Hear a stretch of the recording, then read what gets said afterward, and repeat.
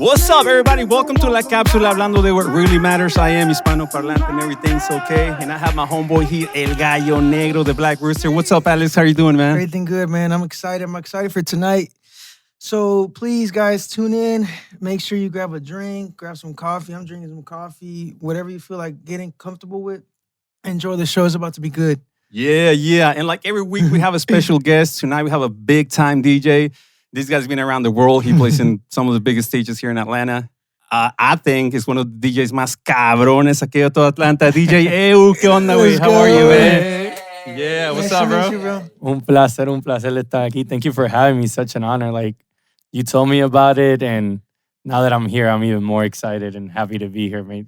I'm glad I committed to it. That's what's up. So, hey, man, why don't we start with the, is it EU or EU? EU for the Hispanos, EU for the gringos. Oh, shit. Just like La Kapsula or La Kapsula. Yeah. Right? La Capsule. That capsule. All right, cool. And where does the name come from? Is it like an abbreviation for something? Yeah. So my real name is Eumir, and like my parents, my nickname was always Eu. So you know how Hispanic parents have like that nickname, but then whenever they say your real name, it means you're in trouble. Facts. So when I started doing the music thing here in Atlanta, like the DJ stuff, everybody used to call me Eu and just kind of got baptized to it. It was like the EU, and it just stuck. And then the EU came because I kind of started in the Latin market and kind of crossed over into what we call open format, ambiente americano, like more. And they couldn't say EU, so it's like EU. And I was like, yo, whatever you remember me by, it's okay. And it just kind of like stuck to it. That's cool, man. Well, salud. Thank you for coming, man. Salud. I feel like we're being unhealthy over here. I got coffee too. No, it's all good. So why don't we start first? Where are you from? Can you tell us a little bit about yourself, bro? Yeah, I'm originally born and raised in Puerto Rico. I moved a los 18 years old, straight from high school here to Atlanta to study.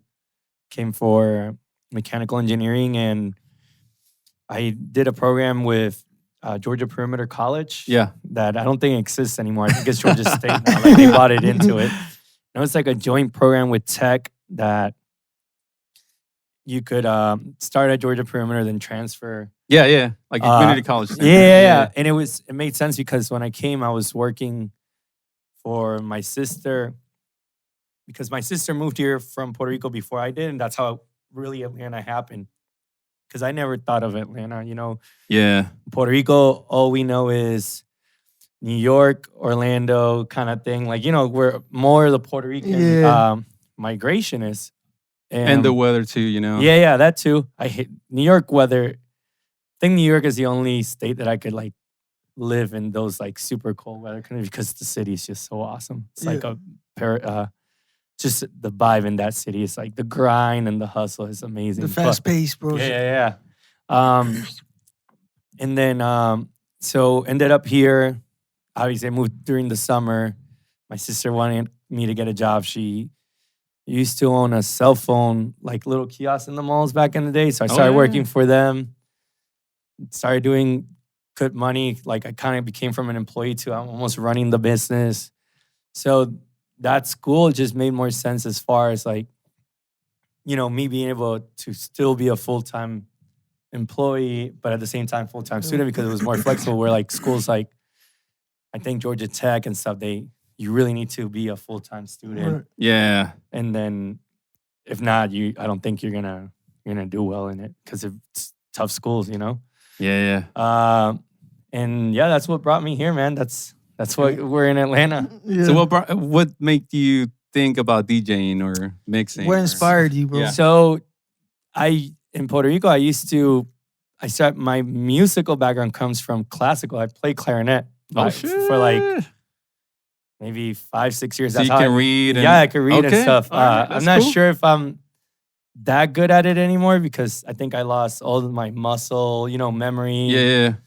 And then in Puerto Rico, there was like this, like, so how do I say this? Like, Puerto Rico is obviously known for salsa. Then the reggaeton back in the day was like underground rap.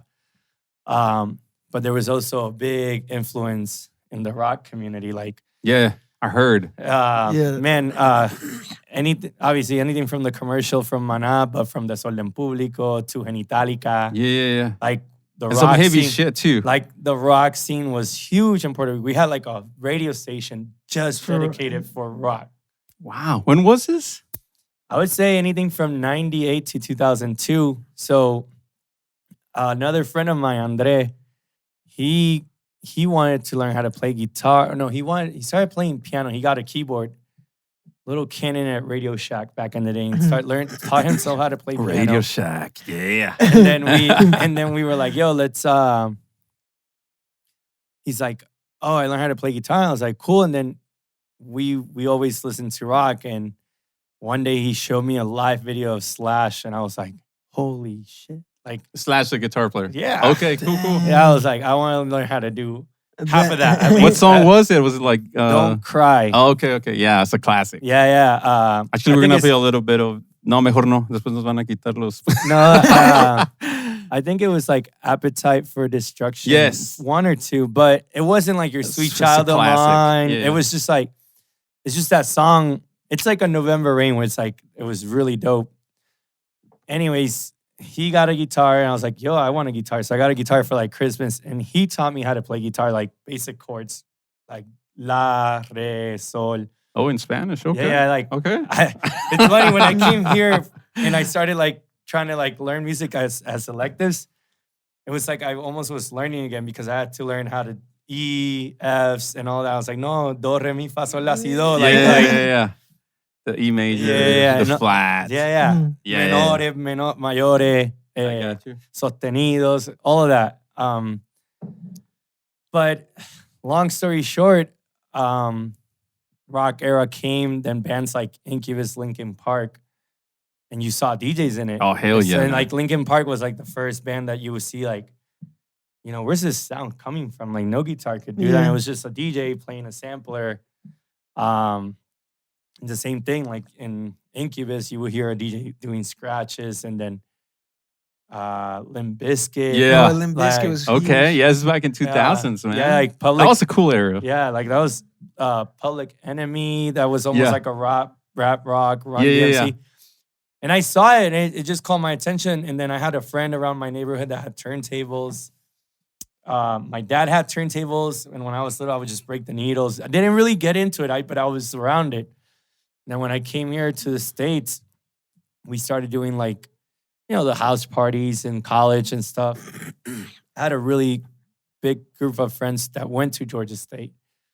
And at that moment, Georgia State didn't have really a dorm thing. It was just like everybody would go to state, but everybody lived in apartments. Yeah. I So think I remember those days too. So we threw parties, and one year it was like, yo, it was my birthday and my friend's birthday, and we created like a playlist. Yeah, un amigo like that knew a little bit about DJing, and You put it all together. yeah, we put it all together, and then it's like, yo, that was really dope. Like, yeah, really good.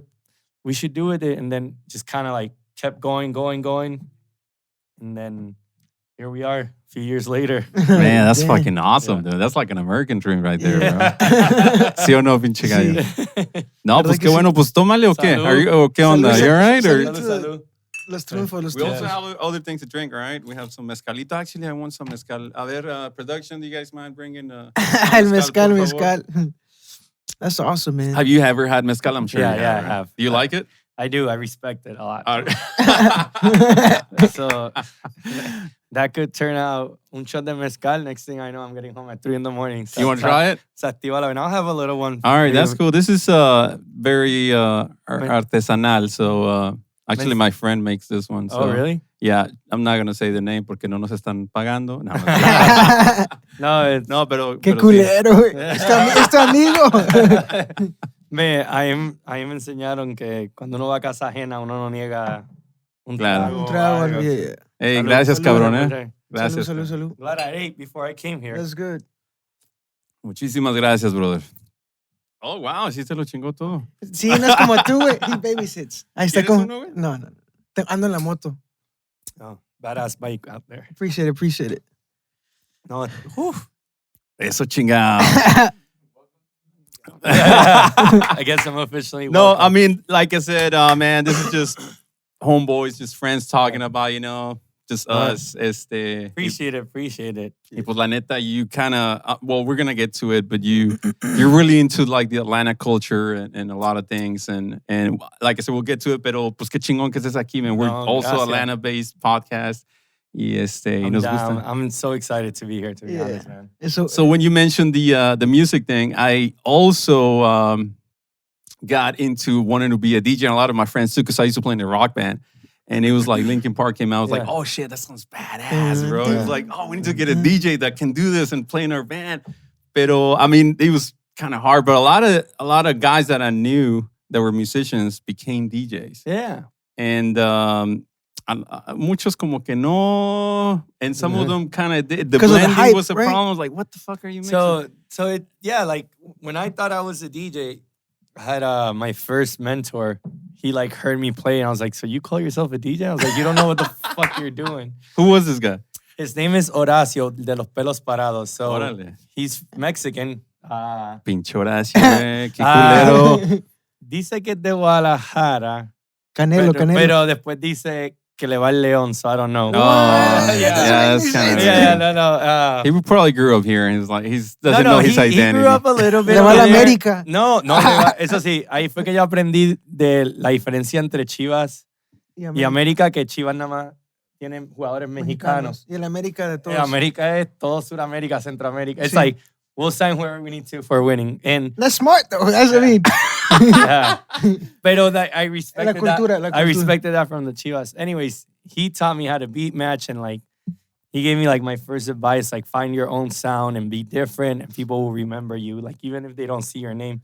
So when I started DJing, the DJ wasn't the center point of attention. The DJ was in a little corner. True. Nobody Bands saw were it. still probably big back in the day, right? That, or it's like if you were in a band, that was the stage. Like the DJ was in the corner. I remember those were the cool days. It made you a better DJ because you didn't have like the energy from the any crowd, bro. Yeah, you're not 'Cause feeding you get, from it. Yeah, Like for it's sure. like como una banda. Like if you guys play in the corner, you don't know if the people are like reacting or dancing. So it made you a better DJ and it made you, I think, a selector. So like, besides the beat matching and the technicality, but like what really makes a DJ is like a music selector. Like that's what really I think makes you a really good DJ. The selection of music. Oh, really? It's like a Yeah, good. no, it's like you're a, right. It's like a now band. that I think about it, yeah. like a band. Like I feel like certain bands that stick to their original music, they stick to their sound, and if they come up with a sound that's different, that's unique to them, people will remember them.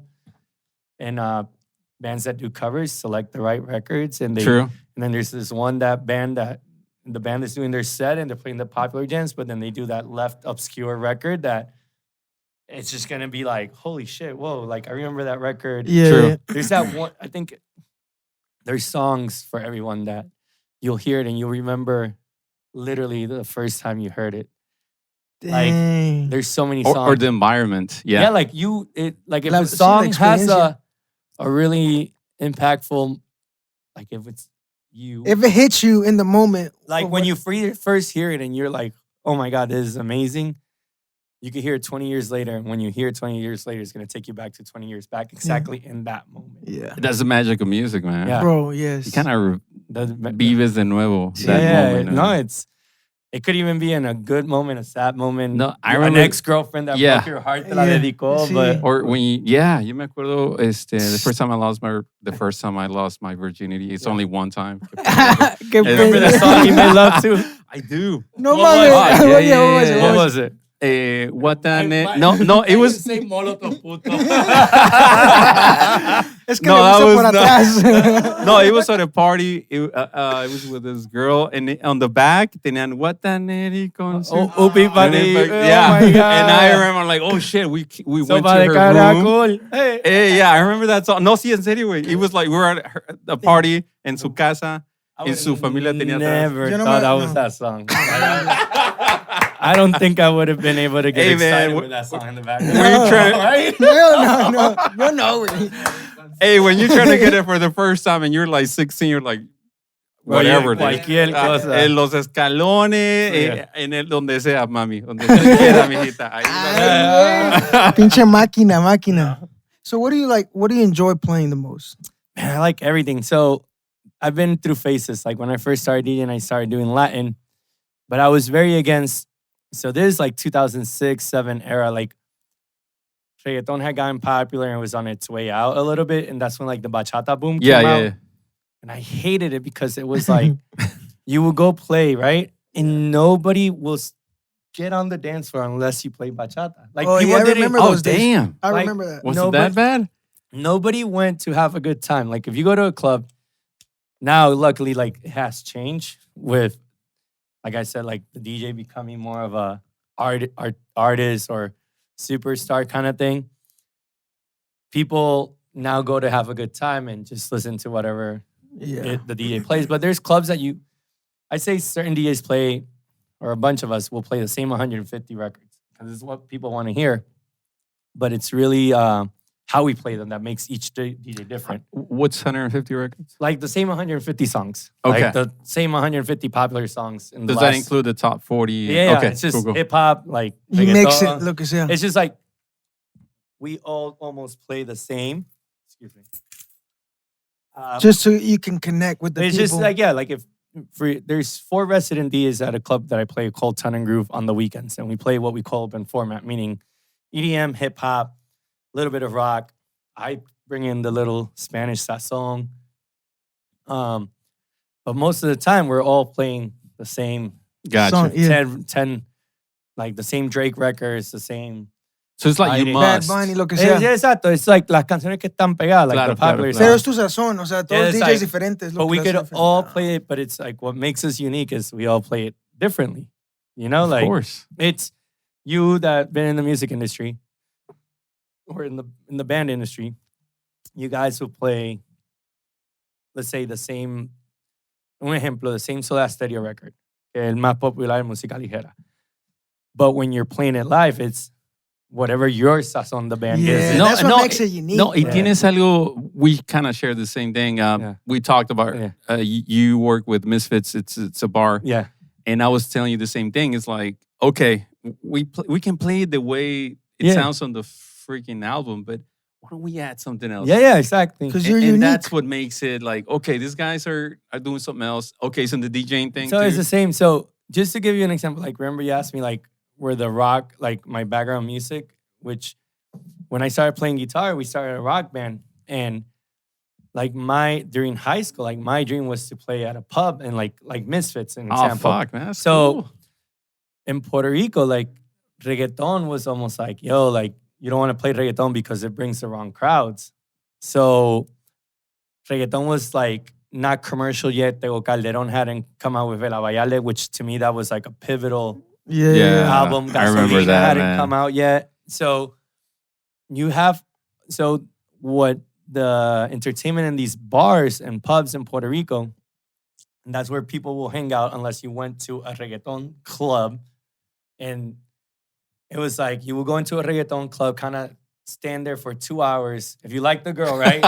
You will look at that girl for 2 hours to Bro. make sure that she wasn't with Anybody? the wrong Yeah, person yeah. because, and then you could have thought you had it. And sometimes you will walk in out of nowhere, you just get pushed like, nope. And she just dances she's somebody's girl. So to not get in that pesado environment, you would go to pubs and the entertainment was rock bands doing covers and originals. Wow. De ahí sale La Sexta All-Star, which is a Yes. big band Yeah. from Puerto Rico. Puya used to be that. They're heavy. Yeah. But Okay. I remember. so you would dance with the girls to rock. So a lot of the rocks in Puerto Rico, el baterista, instead of doing your typical hi-hat, like they would just almost like give it a reggaeton beat. Oh wow, behind that's it. a cool mix. Okay, Like certain sense, like for example, we if have you to try that listen, here. Genitalica. Hola cerveza. I forget the name of the song. I can't think of it. But if you think about it, it almost has Yes. like a ska, like reggaeton drum pattern. And they were very, I think they had to be influenced either from Puerto Rico or more like a cumbia kind of like, but that's what you danced in the pubs. in the pubs with the girls. Like, so you were perreando, but you weren't Y scared. también una cumbia. Yeah, like you weren't scared. So Like, I remember there was That's this funny. one band that was like super successful. Like, they had landed a big contract in one of the biggest pubs in Puerto Rico. It exists now, but like on a smaller scale, called Shannon's Pub. And they had the best nights. It was an Irish pub. St. Patrick's weekend, there were the headliners. And I remember they would play Lamento Boliviano. Oh, damn. But Oh, way back.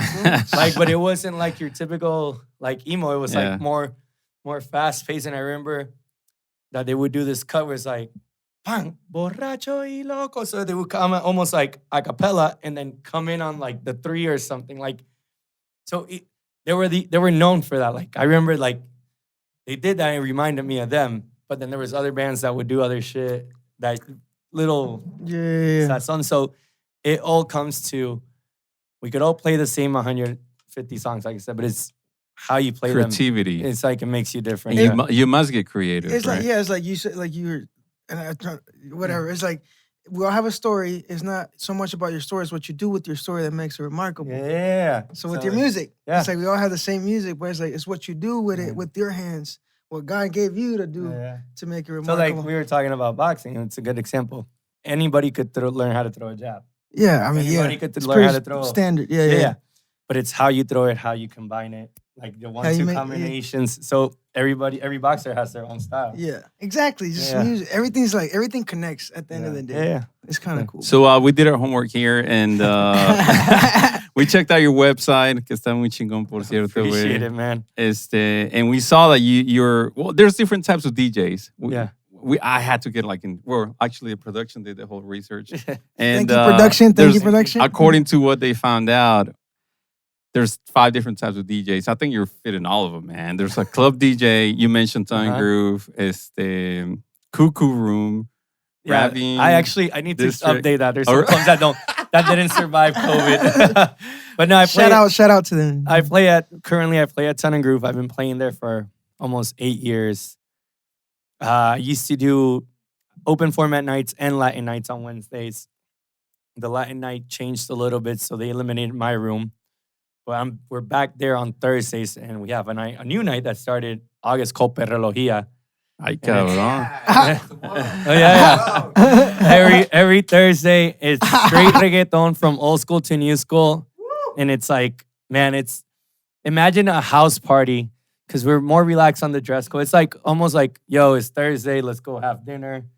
You have a few drinks, and you're like, yo, let's go have a few drinks more at the club and dance. But you don't have to worry about the dress code. There's no dress, not even dress code. Can you go in flip flops and shit? No, the Okay. only dress code I don't allow in a club is mandals. Yeah. No mandals. Es muy gringo, eh? Yeah. But some gringos get in there, you know. But Okay. it's more on the relaxed, like everybody knows everybody. So it's like 100, maybe 200 people that all know each other and they're all hanging out Oh, together. that's awesome, man. Yeah, and beautiful girls, which is very important. Great drinks, Beautiful great guys. bartenders. Yeah, For the exactly. guys that are watching and maybe Yeah, they're not. como que de todo. So it's a good environment. And then Fridays and Saturdays I play what we call open format, which is club DJ kind of thing. We play everything from EDM to hip hop to a little bit of reggaeton to rock mashups. And then I do a party at a district called Candela, which is my biggest party with my partners, and it's really Latin. You guys do based. themes, right? We don't theme them. We just curate. We curate the party. So it's not like you're just going to a club. Like it's all about the experience from the moment you get in, from the first security that you see to the hostess to the bartender. It's all about. We want to make sure you have a great time. The experience. There was you one know? time I was there and you guys had like mariachis and That was the Cinco de... no, that was Mexican Independence. It That was actually landed on, fucking fun, man. September 16th? I just remember I was so there. at 12, it turned September 16th. And we didn't promote it. I just like, yo, let's just bring some mariachis. And we brought this group of 3, and they're really modern. Porque una muchacha bien joven y 2 muchachos. And it was just a 3-piece mariachi. And the technical or the guy that was in charge of technical at the venue forgot to get a boom mic stand. The most simple, Yeah. important thing. So the mariachi was like, don't worry about it. He put in his pocket the mic, and he didn't need the mic because when I tell you that those, as soon as they got on, Ooh. they Yeah. started singing the first song, like the whole building Dude, I was down there. rattling. No, I was there. Oh, you were there? Yeah, I was there. I was just partying, Yeah. and then I saw fucking mariachi come on. Like, imagine 4 tequilas, 5 tequilas on me, Estás bro. cotorreando. And then I see a fucking mariachi. I'm like, oh fuck, this. Me voy a cortar las venas. Le hablé a mi exnovia. Hey. No, that That was wasn't the whole amazing. point of that. I never thought I different, would bro. live that. Bro, like, I'm No, that behind was the awesome, DJ man. booth and I'm like getting chills because when I tell you, one of my business partners was outside and he was like, yo, the building is rattling how loud people are singing. Yeah, Like, it was just That's awesome. it was so dope. And they were supposed to do like 3 songs, because the club, like you did. And as soon as they got the third, everybody, bro, the whole building, and they look at me, I was like, I paid you for 3. You're not going to charge me for 4. So if you guys want to do a 4th one, it's up to you. And they did it, man. But that's what we do. Like, we curate experiences. It's about that. And that's like our baby. That was our first party. And that's why we've been able to do like Perrología came out, the Una Noche de Rock at Misfits. Yeah. So that's really the core of it, the root. Yeah. And then everything else is a tree. And then the little branches of parties, we curate different parties. And our goal is to put the Atlanta Latin scene in another level and eliminate this stigmatism that it's just like, oh, it's just ratchet or Yeah. it's the same shit or just this. So salsa. it's like all this. And Yeah. so, I mean, the classic is like salsa night, and so Merengue. exactly. bachata night, or like or, eliminate a flyer that says Latin night. Like, no, like it's over. Like, Yeah. why do we have to call it Latin? Like, divide, bro. Or why Division, it's like, No, why it's do a- you have to put salsa merengue? It's like, yo, it's a night that's Latin based. Come and party and you're gonna listen to all sorts of Latin music. Yeah. Hola, ¿qué tal amigos? Aquí Mr. Flowers. La verdad, únicamente para agradecerle nuevamente a nuestro patrocinador Chris Brook Tile and Renovations, que nos está haciendo el parísimo de ayudarnos con el estudio y que además se dedica a renovar baños, cocinas, lounges, salas, lo que sea que necesite renovación. Chris Brook Tile and Renovation, la verdad hacen un excelentísimo trabajo, nos están ayudando y como ven el estudio está quedando muy chingón. Pero bueno, así que ya saben, vayan, háblenles por teléfono, díganle que van de parte de la cápsula y regresamos con DJ EU porque se está poniendo muy buena la plática. Listo. So, bro, you were telling us about different things that you do, different music Yeah. things.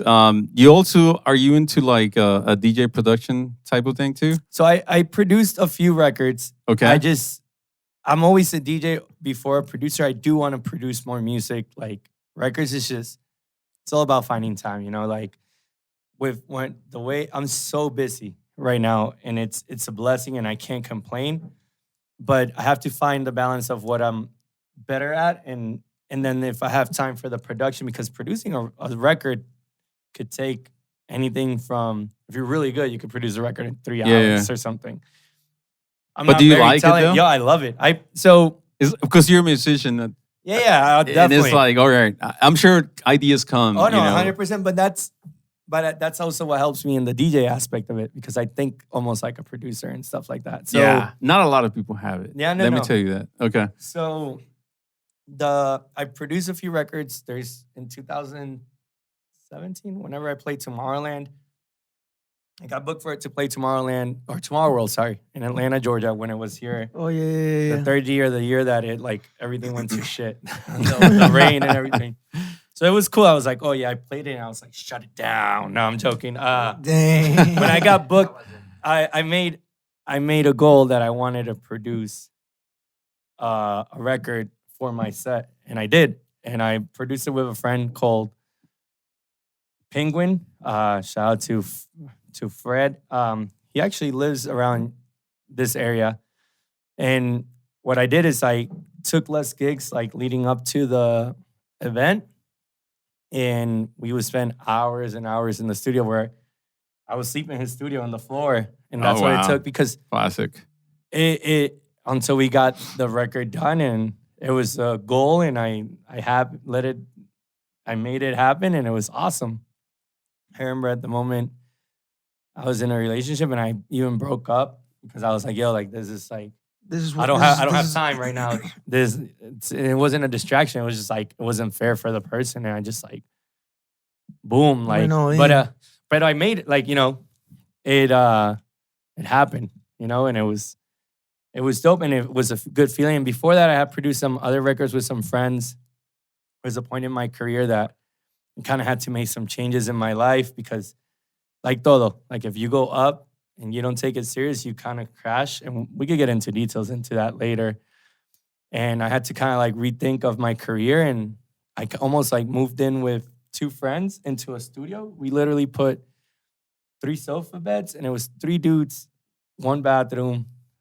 We were just like, let's save money and just work on music. So we would wake up, comíamos, like us, the DJs, would work on music, do remixes. There was one that was producing. And it was just like a mini music camp for almost a year. Hey, man, those are experiences, man. So yeah, like I like it, but now I'm in a more of like not just producing music, I'm producing events. Because besides me, the DJ part, like it takes a lot to put a candela out.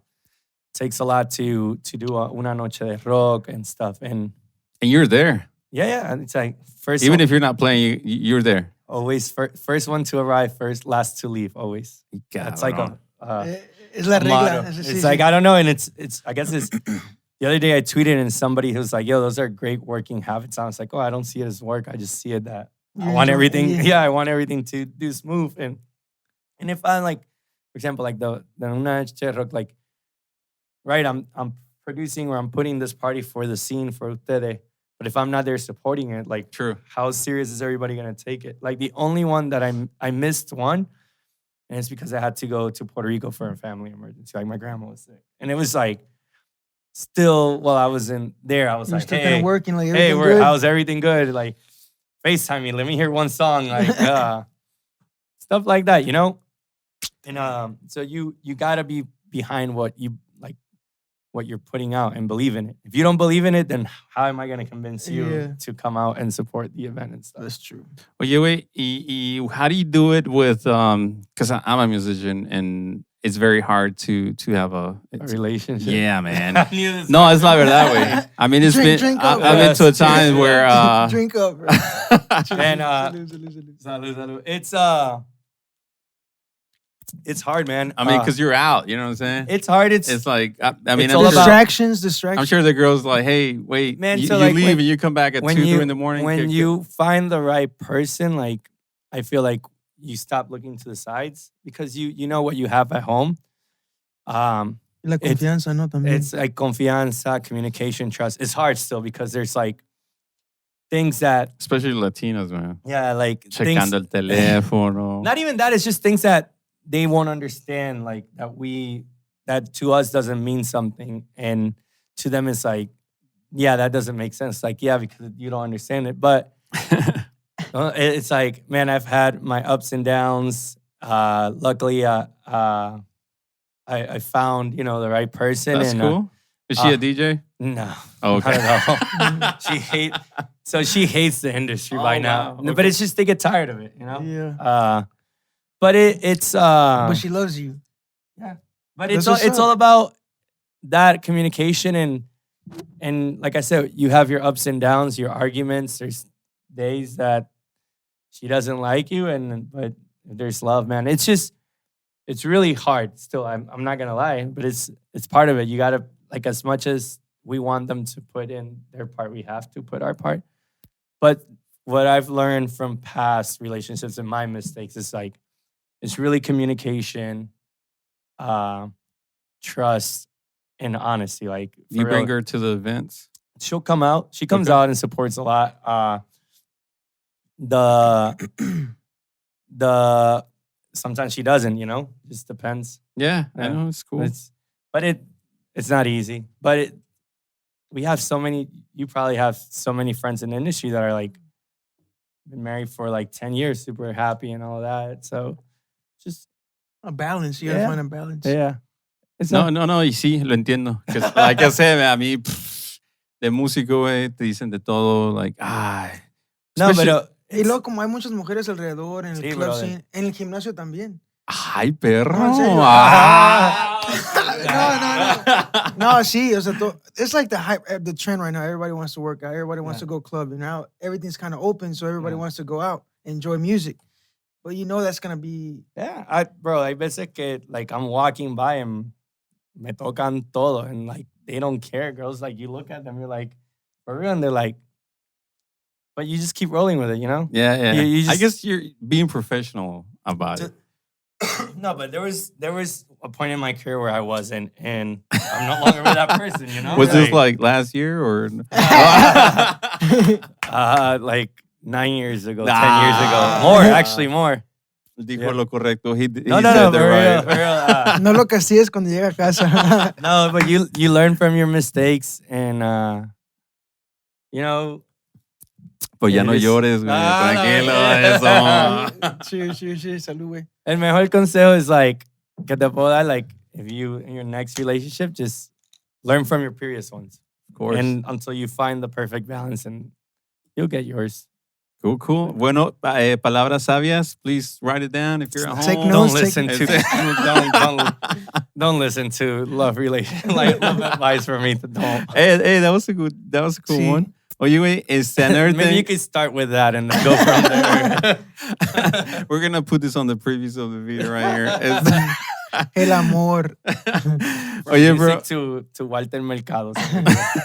Mucho. Oh, Mucho amor. ¿Cómo le hiciste, güey? ¿Cómo le hizo? ¿Cómo le hace así? I don't I know. know. ¿Cómo es que la hace? Así. Mucho paz y amor. O algo así. You guys have to watch that documentary on him. Is It's it really, good? really, There's really good. Oh, yeah. I heard of it. It's really, really good. Yeah. That's You cool. actually, in the industry, you learn a little bit from it because his career went to shit because his manager screwed him up. Classic. Do you have a Classic. manager? No, I've tried it. You are and- your own? Yeah. Whoever manages you has to want it more than you. Of course. And that's so And believe hard. in you so much. Yeah, like, more yeah. than you believe in yourself. Yeah, it's so hard. And I don't think I need one in my career at the moment. Maybe. In the future, something. Yeah, and it's funny. Recently, somebody approached me as an agent to get me more gigs, but it was like, I remember reaching out to them maybe 5 years ago. And they're like, oh, we'll think about it. But now, because I worked my ass off and I have what I have, now they want to. Like, The results, bro. They want to party, No, but but they it's don't want what to they sit say. on It's the- like, oh, it's easy to sell you now. I was like, well, if it's easy to sell, I can sell myself. Yeah. It's like, Facts. It was the same. It was the same here, like in La Kapsula. And they were like, "Oh, you guys are podcast?" I'm like, yeah. I'm like, yeah, no. nah, But you- now it's like, hey, ¿qué están haciendo? ¿Te acuerdas, pinche Flowers? Nos mandan mensajitos. Hey, like, no. Now, yeah. But bueno, I think where I'm getting to is it happens everywhere. Yeah, You know what yeah, I'm for saying? sure, Happens yeah. everywhere, and in your industry, obviously, happens. It's a lot heavy more in the now. industry, Yeah, music but- industry, bro. But es que sabes qué, güey. I think for some reason, in my mind, I think there's all of a sudden DJs became so popular, and there's DJs everywhere. Even my friends that are like, "Are you a DJ, dude?" They have a Apple, una pinche MacBook Pro, some headphones, y ya, un güey, los controlador, pinches yeah. bueno, back in the day was Bose, then the Beats, the Yeah. biggest ones they could find. Yeah. But you know what's funny? Like, us DJs really don't even use those headphones. Like, True. It's better. Like, we don't. We use Sennheisers, Yeah. Pioneers, Sonys. But don't get me wrong. Like, if you find the right manager, it will open certain doors. Like, there's certain clubs that I would like to play that I'll probably have to knock the door more than somebody else. And it's nothing wrong with it because if you keep knocking, eventually they'll be like, yeah, They'll what? open the door, bro. Yeah, exactly. It's like, yo, what do you want? Como los testigos de Jehová. They come to your house like, and you get tired of it. You're like, yo, A ver, dime qué quieres. it's like, yo, no, you know. But there's certain. This industry is also is like, besides the talent, but it's really more who you know. Sure. And there's managers that are very well connected, and they'll knock a door, like, hey, I need a favor. I need you to book my new guy on the roster or something, and it will happen. You know. Yeah. Now it's up to you to go to the club and kill it. And if you do, then your manager, There's more whoever, opportunities doesn't now. even have to knock. They'll just call him too. So it's just that. It's almost like even a baseball player. Rookie year gets a chance to bat, Yeah. does a home run. It's like he's good. Or even a soccer player, futbolista. Oye, y hablando de soccer players, you are the official DJ for the Atlanta United, Yes, which is the sir. MLS team here in Atlanta. How did you get that gig, man? How A No, good when example of knocking on the door. I tweeted for a whole year. tweeted? Okay. For a whole year, the inauguration year. So United opened 2017 was our first Yeah, I season? think so. So we're on season 5, 17, 18, 19, 19, 16, no? 16, 17. 16, Maybe. 17, yeah. Just around, can't really think. And I let the whole city know. Like I went to every friend that worked in an advertising, marketing agency that had some sort of connection with them. Hey, it's like, I want to be the DJ. If you know somebody in there, put me with them. And I didn't get the gig by tweeting every year. I got the gig because somebody asked somebody that I already had told. It's like, yo, you know a DJ? I was like, yo, what are you talking about? Our guy has been tweeting at you guys for a whole year. And they're like, oh, shit. And they like kind And of there's put all us the in contact. 1,000 tweets.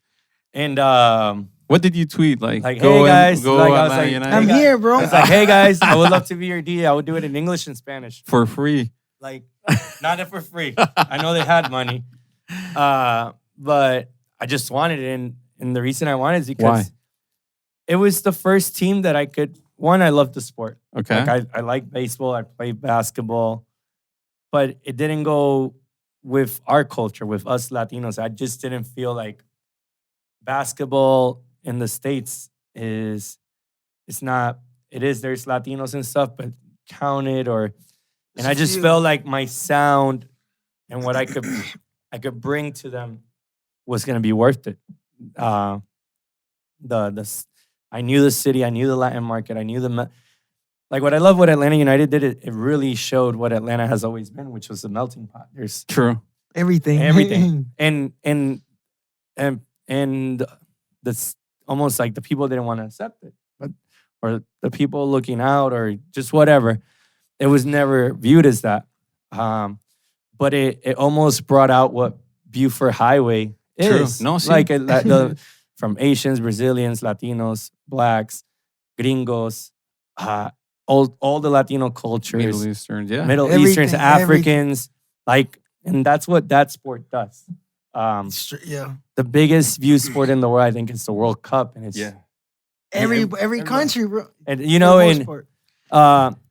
but not even if your country doesn't qualify. Like I don't see Puerto Rico qualifying to the World Cup anytime soon. But you watch it, you know, The culture, like everybody comes together. That's the key. Yeah. Everybody coming together. like at the end, like you've seen documentaries on Brazil's team, Argentina, like where like they're watching the game together, and let's say their team loses, they hug each other, but they Yo, sí. celebrate. Like it's more. Celebra más la familia que Yeah, it's like El more. partido. It's more about the culture that it brings, and I thought I could be part of that and bring it and highlight it, because Atlanta not being supposedly, I was scared, that it wasn't going to be highlighted, and it would have been, but it turns out it's like Atlanta's the biggest soccer city in the world. Yeah, we have 50, or pre-COVID, we had 50,000 fans every game. You At know least, what's the at least. That was like when we didn't open the 300 section. you know what's ironic about this? I'm sorry to bring the history behind this, but Atlanta 60 years ago, it was still fighting for civil rights. Yeah. homie. Sí. I mean, no por nada. I mean, the Exactly. immigrants like my family and maybe your family and everybody came in the 90s, but 60 years ago in the 50s and 60s, we were still fighting to be accepted. Bro, I moved here To be in the- 2002, and the first time I ever got put in handcuffs was here in Atlanta, in Georgia, because I had a Puerto Rican driver's license. Are you The fucking cop serious? didn't know how to tell the difference between that. Hey. Why did you get pulled over? For I made us. There A was wrong a turn? street that I couldn't make a left, and I made a left. I got pulled over. I pulled out my Puerto Rican driver's but license. Puerto Rico is part of the U.S. Yeah. And you Yeah. got taken to jail for this.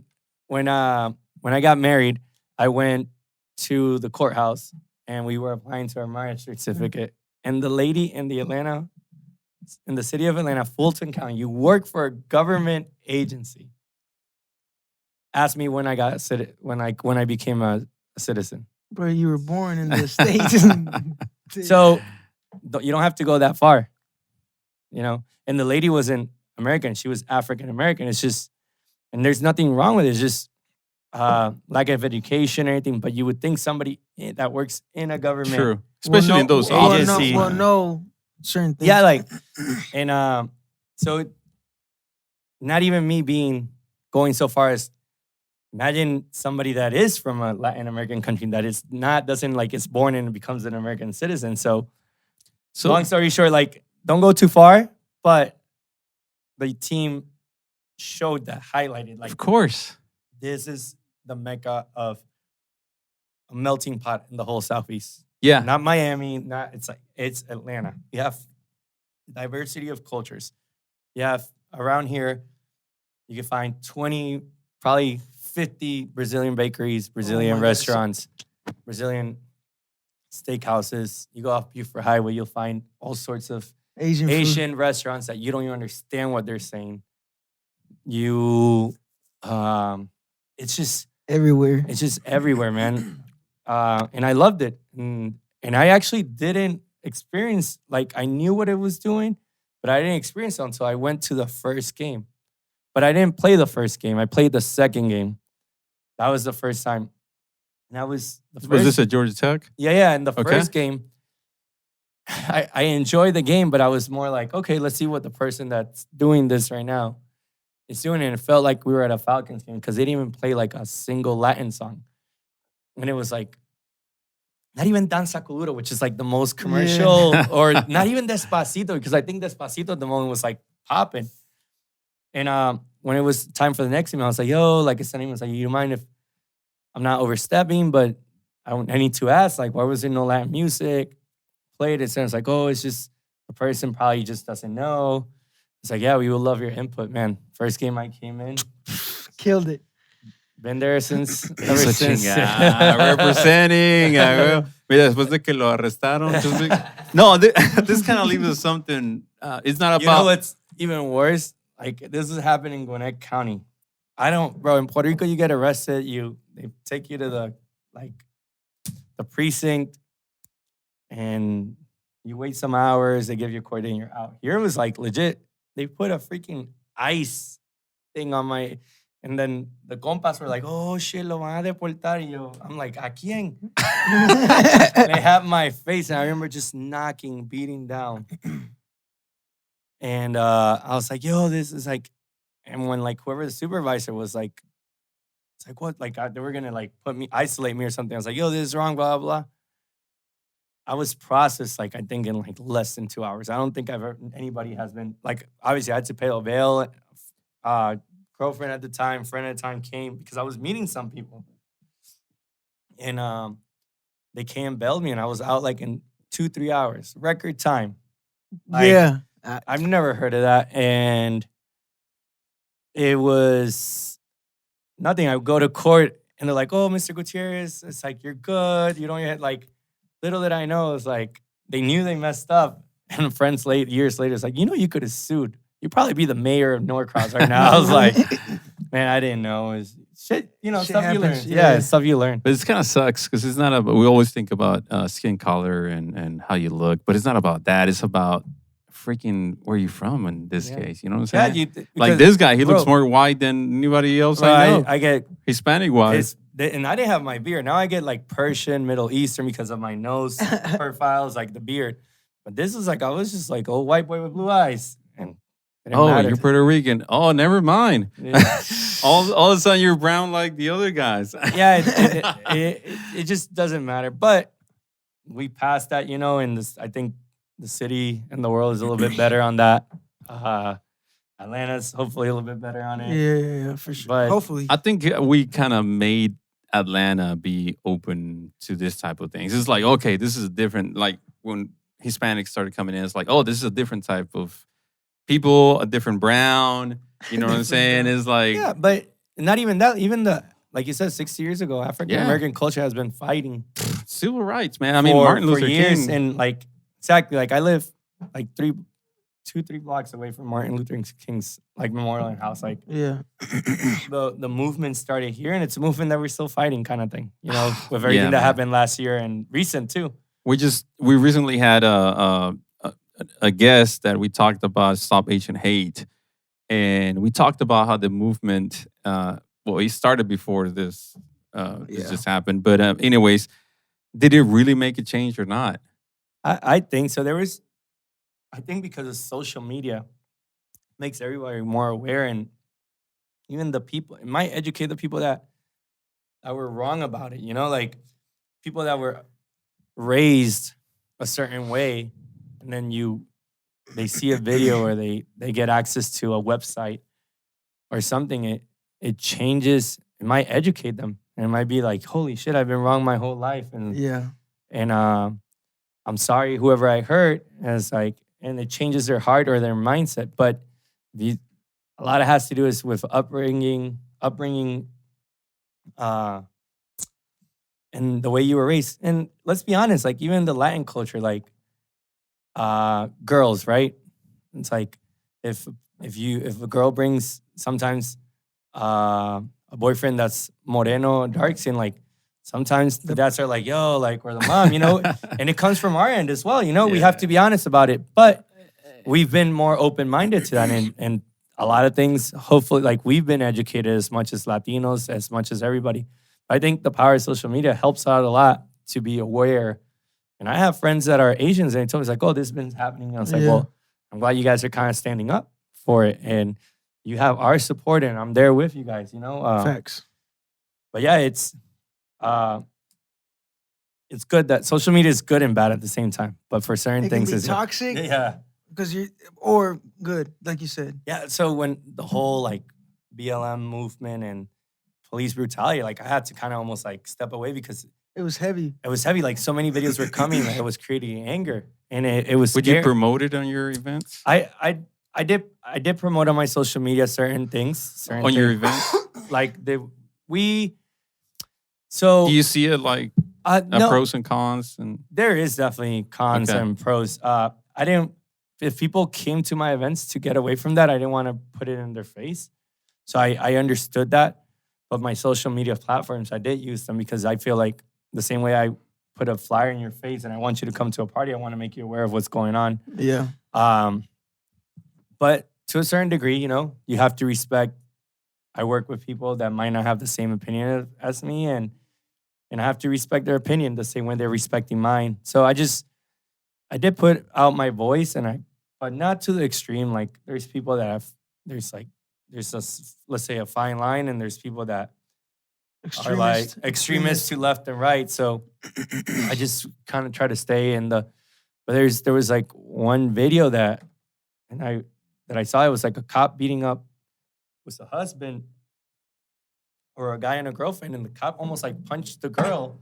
Oh shit. And it's like what do you do there? You let you just want to kill that guy because you don't see a cop, you just see somebody punching your girl. Being, yeah.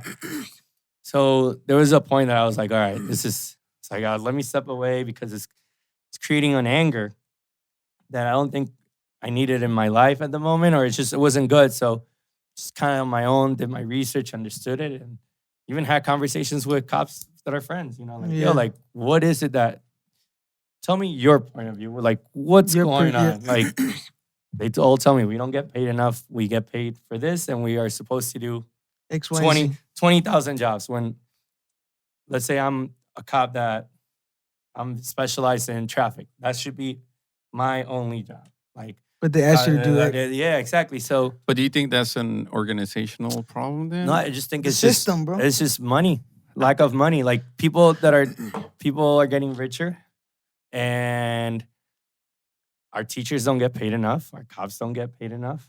Probably nurses don't get paid enough. Like there's certain people that should be getting paid a lot more, but it's just the people are saving lives. Richer want to keep getting richer, But that's another topic. We're here on the music thing. But I got a question. Yeah, I wanted to ask you something. Go ahead. So yeah, man. I was thinking while we were talking about the experiences, sharing the scene with people, and just everything, and I wanted to ask you because it was in my head the whole time. And we're not promised tomorrow, right? Yeah.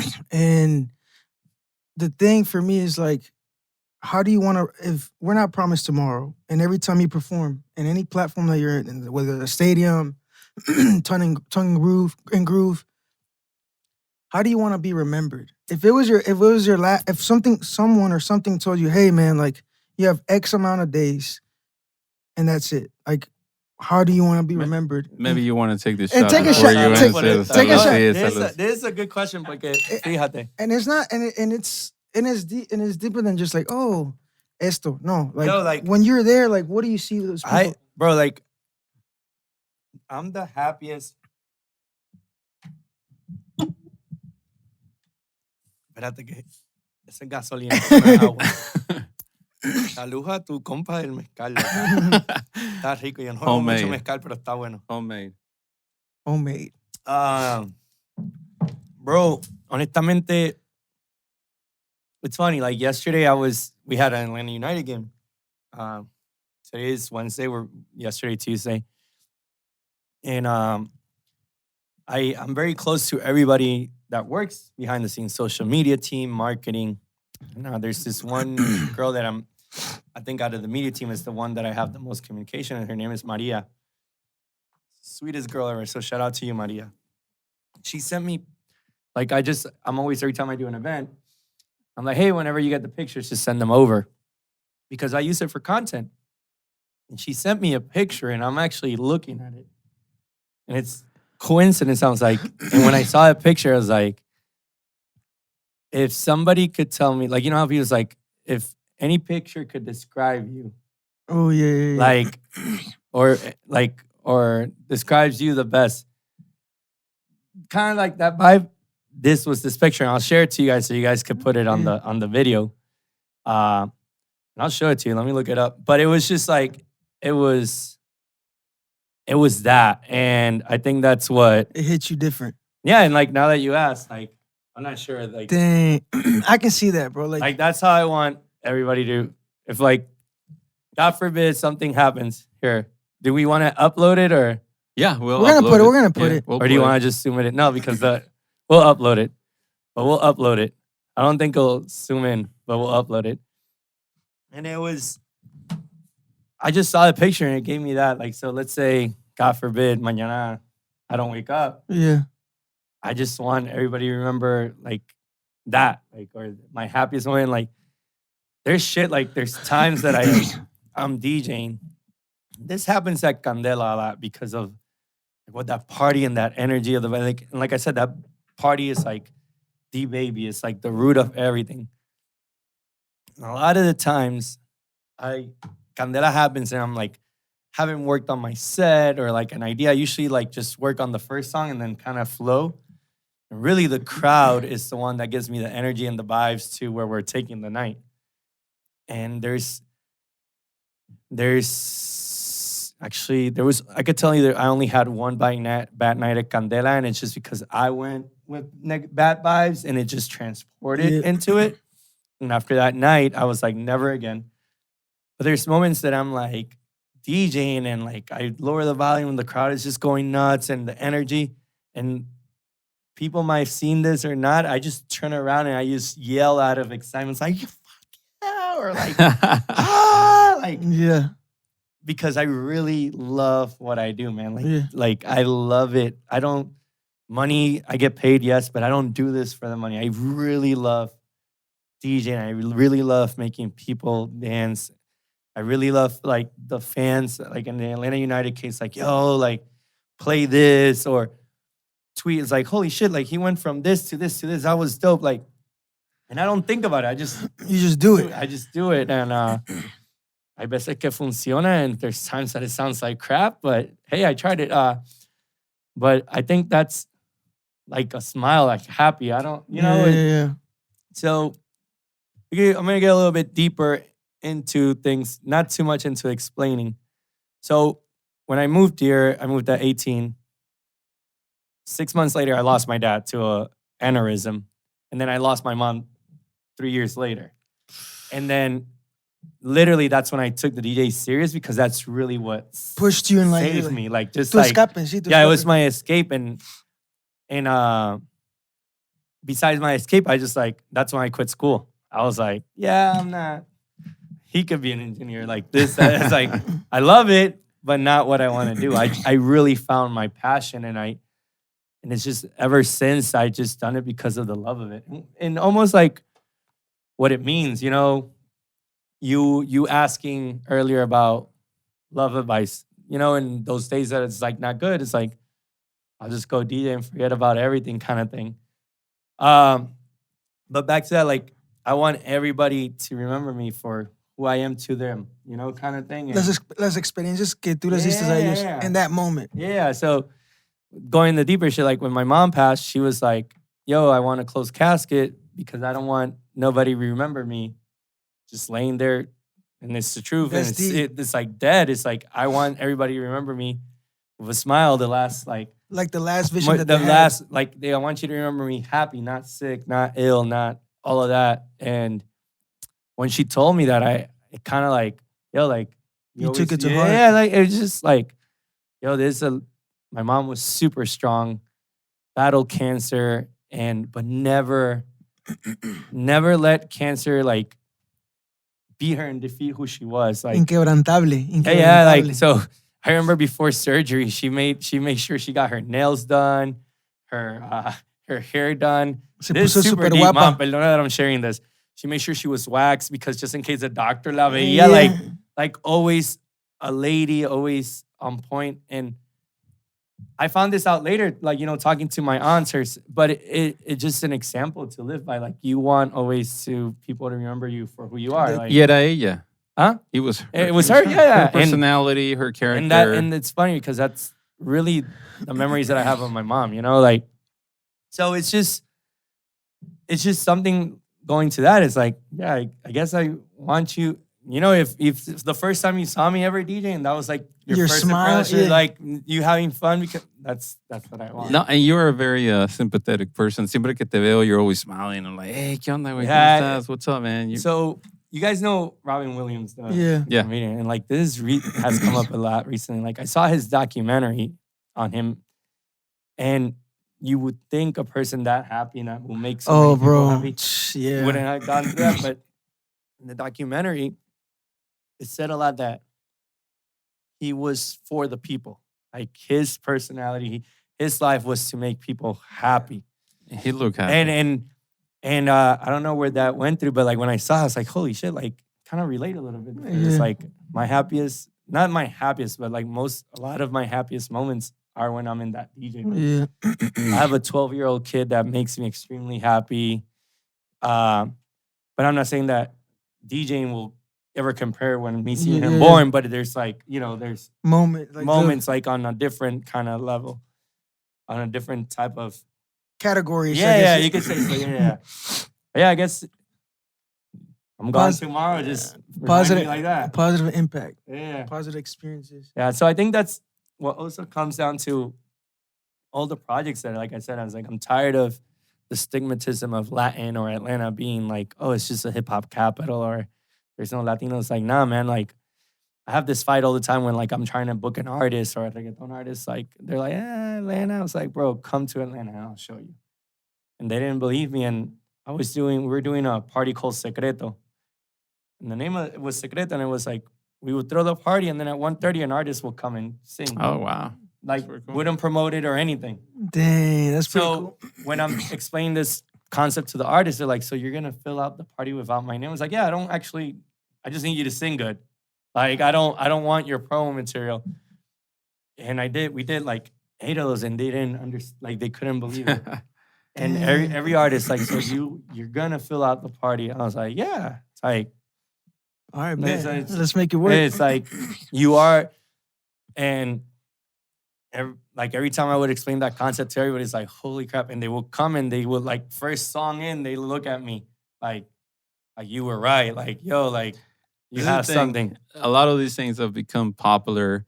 They are crazy until they become popular. You know what I'm saying? It's like, oh, you have a crazy idea. Dude. Nobody's going to do this shit. And then all of a sudden, like, okay, you were right. You know what I'm saying? So they're crazy until they see it and they for see it sure. working. And it was a risk, man, because these Hey, artists weren't cheap. But, I And mean, what you do you're is... talking about like $8,000 artists come and swing 20 minutes and you're like, yo, but you got to roll your dice. You gotta and say- believe, and you Yeah, gotta no, believe and I it, believed in and the see concept. it, bro. See it before it happens. There's just And I believed in the concept, and there was times that we didn't bring an artist, and and it will hit like 2:45 and like, oh shit, there's no artist today. I was like, we're close. Like, yeah, obviously there was no artist, but it's because, like I said, we created an experience. I want you to come to the party not because the EU is playing, not because Eduardo Franco is playing. I want you to come because you're gonna have a great time with the group of The friends. And people. concept. It's like it's La the experience, experiencia. Yeah. Toda una experiencia.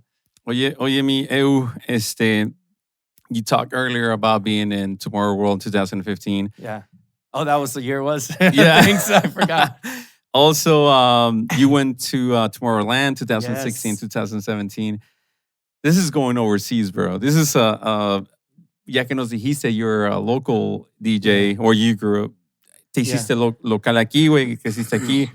How was that fucking experience, man? I mean, Tomorrowland is probably, I mean, you're with the big DJs. We don't have to mention them, but Tomorrowland was almost like, it was really dope, man, because I'm home, you know, and I played in the ATL stage, and I remember that when I played, like, there was at least like 1,000 people that just came.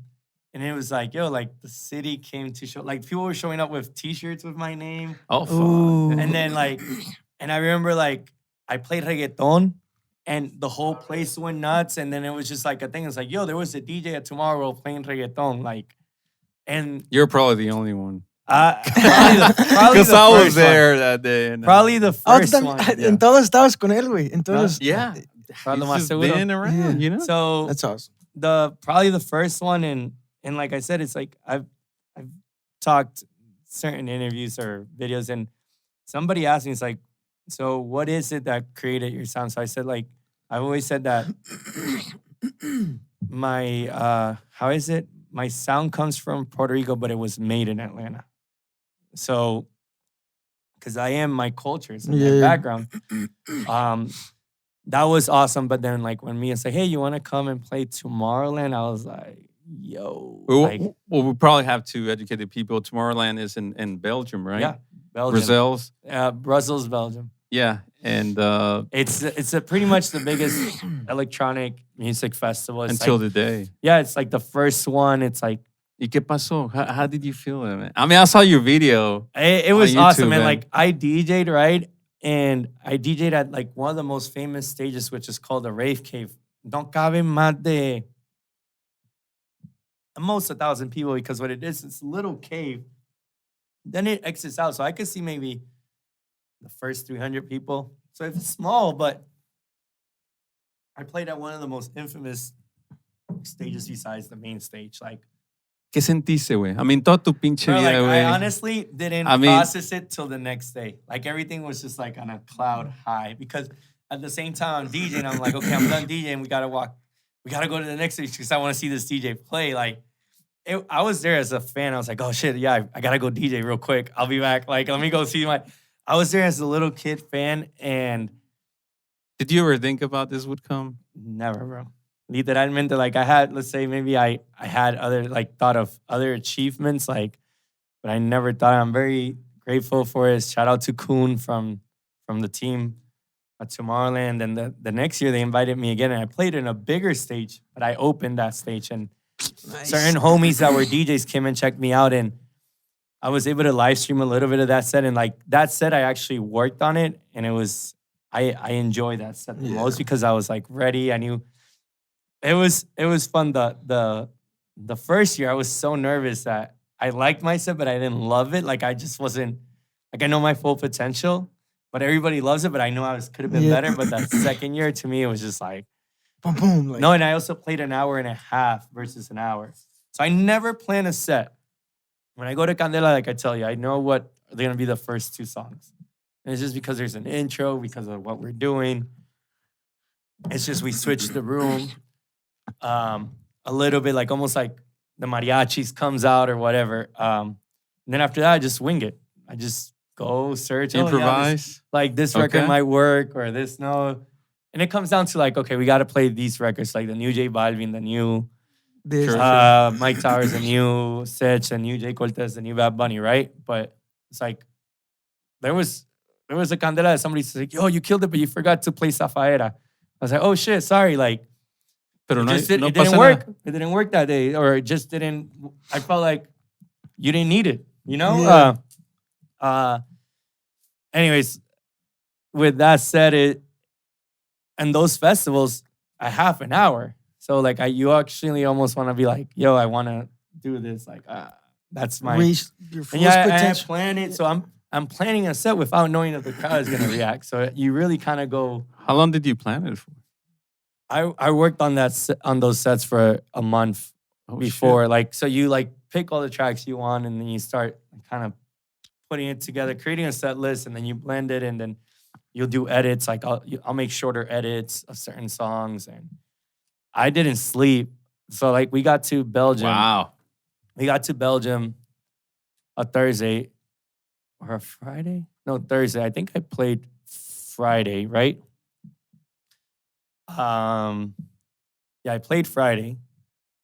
We hung out all day Thursday, and I got back to a hotel, and instead of like just taking a nap, I kept working on my set because I was hearing shit and like seeing like Yeah. other DJs because they do a lot of opening parties, like pre-parties. It's like, oh shit, this record is still, it's old, but people are reacting, or like you start adding. So I modified my set a little bit, but that was the last year. But yeah, I didn't sleep. We had to, because my check-in time at the lobby to get picked up and transported was 10 in the morning. I went to bed at 7, slept an hour, Shit, man. took a power nap. But the adrenaline, man, It keeps you up, bro. yeah, like you crash later, obviously, but it just Todo keeps el día. going. Yeah. So, bro, like, I know you talked about, like, that's a huge, congrats. Like, Thanks, man. mi respetos, güey. Mi respetos, 100%. And you talked about how you never knew that was going to happen. Esa bendición, ¿no? Yeah. Can you share a tip of advice to any DJ that's watching you right now? Like, in your dark moments that you thought that, you know, there's moments in because our mind works with us, Yeah. fucks with us, like, yo, I shouldn't be doing this, da da da da. Can you share your why you're still pushing, your why you're still achieving, and just something that for them, for the DJs, So- bro, or anybody that's watching, really just a tip of All right, advice. so don't like, I never did this for the money. I did it because I loved it. Yeah. So if you're doing this for the money, it might work. There's DJs that do it for the money, and it works for them. But if you're doing this because you love it, just keep working hard at it. Don't try to like, oh, I feel like I'm ready, or I deserve this, because we don't deserve shit in life. We earn shit in life. You know? If you kind of get lost, go back to the main reason that you started doing this. Your why. Your why. And then the same advice that my first mentor gave me was like, if you want to be noticed, be different than anybody. So like, Yeah. if you look up to me, an example, I don't know if anybody looks up to me, but just be like, oh, I want to be like DA. It was like, no, like, yo, DA is dope, but like what? How can I do what he's doing but different and put my in own my little, version, in my version. Yo le digo sazón, put your Sí, own sí, little sí, sazón. sazoncito, like sabor, sazón Goya, like in Puerto Rico we use adobo and all that shit. But that's the best advice. Like, go back to the main reason you're really Yeah. doing this for. And what's your why? Make people happy, man. Like, Yeah. always like just that first time, like I said, I did it as a house party, and people were like, yo, like, we had a blast. Do Like, it, do that it, do just it. felt like filled me in. Que bien. But yeah, Tu motor es eso. yeah. Hacer But obviously, then you become a grown up, you have a kid, and there's certain things your that your why start growing more. Like, Yeah, there's more or- whys throughout the process. Yeah. So like, no, you start taking it. Okay, so you get to where you want to get, and now you take it as a business. You gotta be, how does this, like, you start treating it like a business. Yeah. Have fun with it. Yeah. Our job provides alcohol. It's hard. I personally don't do drugs. If one of your vices is drugs, just do it, but do it responsibly. There's nights that se me han ido 2 o 3 copas, but I've always been able to do my job. Yeah. But just be responsible and treat it like because remember, somebody's paying you to do a job. It's at the end we're Perform getting at your paid. finest. Yeah, at the end we're doing a job. Like, and then if if you know you can't, just don't drink while you're DJing that much. Drink afterwards. Get fucked up at the after party or with the staff, which is normally what I do. I stay at the club drinking with the barbacks que son todo compas and paisas. And that's like, those are the people that really like listen to you. The bartenders, the barbacks, because they're there every night of every time the club's opens. Of course. So when like a barback or a bartender or a cocktail waitress tells you, yo, you killed it, trust me, that means you really killed it because they're there and they see it all every the time. time. Yeah. So De todos. Exacto. And I learned this from another friend, DJ. Like, he came out of town and he didn't care about hearing other people. He went to every bartender, bouncer, and like gave them a CD or a sticker and made sure they knew who he was. And he's like, I was like, yo, like, people were asking, it's like, oh, they could wait. And then like on the way back to the hotel that I was getting right at the airport, he's like, yo, like, it's like, yo, like, why didn't you want? It's like, because the people that really, because what's going to happen? There's always, bartenders are going to go talk to their bar manager. Securities are going to go talk to their security manager when they have an operations meeting. Yo, how was the weekend? Yo, the DJ we had Saturday killed it. You should bring it back. Neta? Wow. No, y sí pasa, güey. Y es como que like, I never thought of that. Yeah. Now, every time I get booked out of town, it's like I go even hug people. It's like, and then when you play a record, like I noticed, like you play a record and you see the security. Bumping, bro? Yeah, it's like you already, you kind of know, because remember, security's got to be serious. Like, but if you see them relax a little bit. And smile, bro. Yeah, You see how security, no, like you play another record that's almost like on that same vibe for them, and they're going to look at you and it's like, and you just almost tell them, it's like, yo, that's for you. Like, I know you don't like the rest of me, but those two are for you, bro. They will love you forever. There's that impact, bro. Yeah. All right, there's another one. There's another one. And we still have some time. Whew, man. That shit fires me up, bro, because like you're passionate about what you do. I love it, and I respect people that are passionate. And it takes time to discover like your purpose, your why. Because sometimes you gotta use a platform to fund your purpose. So now with that being said, after all this, I know you love music, you just love making an impact. What's your vision, bro? Like your long-term vision. Because your short-term vision is right. You're making shit happen, making people laugh, maybe connecting Events, people, yeah. bro. So it's funny. I don't see it like I wake up and every day and I was like, okay, this is what we're gonna do today, and this is what I have to do. And if ideas come, I kind of write them down or process them and talk to partners, the people that I work, and we execute them. My long-term goal is to in the Latin market, because I don't think the American market really needs it. Like I think I'm pretty established in that market, and I think now that I hit the ceiling on it, it's not a focus at the moment. Like I'll go and do my job and I make sure that I do really well and I do what I do. But my long term, at least for the Latin community, is like I'm tired of people in the Latin industry not seeing Atlanta as important as a Miami, as a New York, as a Chicago, as an LA, where we have as many Latinos that actually care about the culture and the Latino community. Like we have one of the best MLS teams in the whole United States. We have a chip. Yeah, Miami got a team now. They have Leandro Pires, which was one of our players, where there's some love to it. They have Gonzalo Higuain. They embrace the Latin culture to it. But Miami's all about what's in, what's dope, like there's a certain level of it's fake and what's trendy. Where in Atlanta, it's really about the culture. You have parties like festivals that used to happen, Oye Fest, Choloteca, Perreo 404, an example, that are really they're more on the side of we're impacting into what it is really the Latin community, like the second generation Latinos that were brought here at early stages of their life, maybe not even older than 10 years old, were born and now they're adults here. So where you go to markets like Dallas and Houston, there's already third, fourth generation. But I think Atlanta right now is on that second generation of young professionals. Obviously, I wasn't raised here, but I consider myself in that generation. But there's friends of mine that were raised here, even born here, but they're Latinos. They speak Spanish. They're proud of being Latinos. They support so I think that's my long-term goal of putting Atlanta in the map as like one of the biggest Latin cities in the whole United States. No, ¿y sabes qué? It is happening. No, es la verdad. And it brings me to my next question.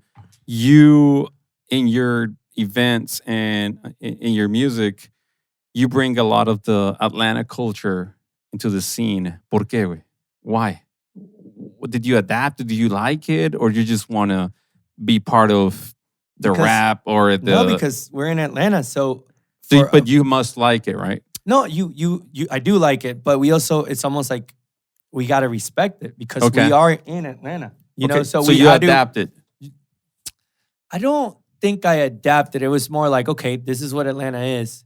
How can I make it work with the Latin? How do I make this bridge and leave it better than how you first arrived? Or how do we make Atlanta work with the old Atlanta or the American side of Atlanta with the Latin Atlanta? I never thought about it. It's just like, yo, it's like when somebody invites you to their house, you respect their home because they're home. So at the end, we're all immigrants here. It could be our home, but this is not really our home. You know, so how do we respect Atlanta? Yo, we respect your culture. So how do we bridge both of our cultures? Like the fashion industry, you have J Balvin doing Nikes, you know, first Latin artist to do a Jordan collab. You know, Bad Bunny just did a release of another sneaker with Adidas. Like, those were the Kanye's. Those were the A$AP Fergs or Pharrell's. Yeah. But it's not that anymore. So if it's happening globally, like, we need to learn how to adapt locally as well.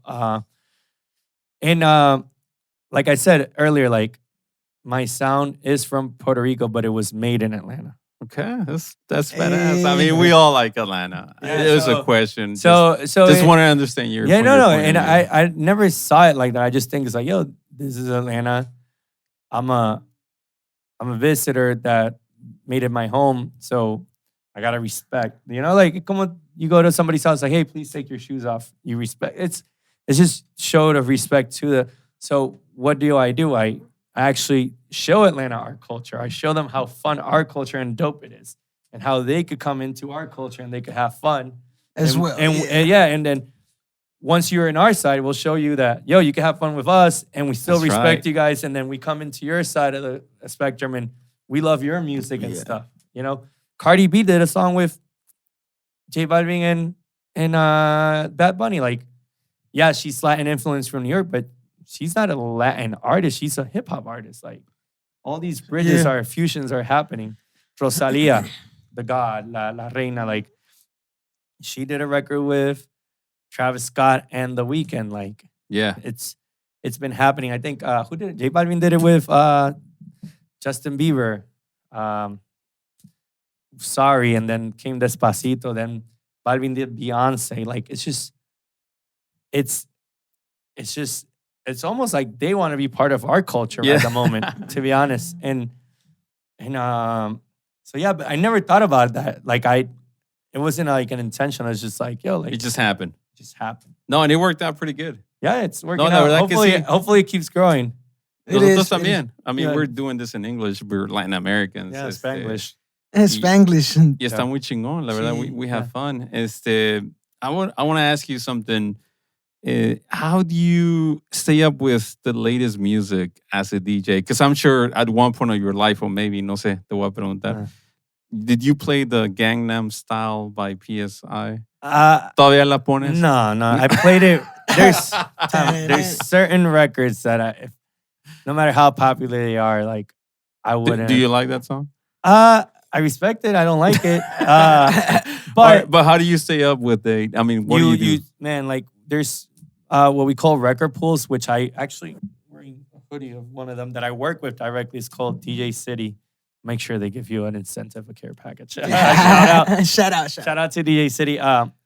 We have record pools. DJs have record pools where we pay a subscription, and record labels send new records to them. Okay. Oh wow. And that's smooth, bro. Like, yeah, and there's like that's a whole. It's a whole community and culture, and then there's DAs that we send each other records. Like you have your clique and you share records. But they're actually innovating very even ahead. There's something called Beat Source, where we are like we could DJ while we're online, right? And let's say you come and ask me for a song, and I might not have it in my physical hard drive, but I could go on to this like part of the program that I use, and I could search it, and the song will come up. So it's almost like Spotify, iTunes library that we could reach those songs. So anyways, that's just more on the DJ shit. But we have that access. It's almost like guitar players. You could find tabs, like tab sheets or musical sheets. So this is like a daily thing that you have to. Yeah, I don't do it as daily. I dedicate like 2 to 3 days. So before I used to just download, which means I would just like go through 3-4 record pools, 3 different nights, just download. Like I heard something I like, and then I will bring it into my like library, and I will organize it and re-listen. And it's like if I didn't like it, I would just delete it. If I like it, I'll play it. But now because of a busy schedule, I had to figure out a new strategy, and it's like instead of downloading, I just dedicate like okay, so Friday we have a Candela this Friday. So I'm going to focus my searching and my digging of new music for that specific gig. Right, yeah. And then like Saturday, let's say I play at Sun and Groove. So then on Saturday during the day, I'll dedicate 3 to 4 hours. Specific to That's a lot that of work. That shit. No, it's a lot. It's not just going wiki whoop. It's a lot of work, man. It's a lot because like I said, it comes down to we all play the same 150 records. And each record maybe has 3 to 5 different remixes from different DJs, producers. I don't want to play the same one that the DJ before played the night, or maybe I didn't like his remix. Let me find something that works better with me. So there's times that I'll have a good example, Shape of You by Ed Sheeran when it came out. Have 20 different versions that I downloaded from the beginning. It's like, hey, just in case this kind of situation gig.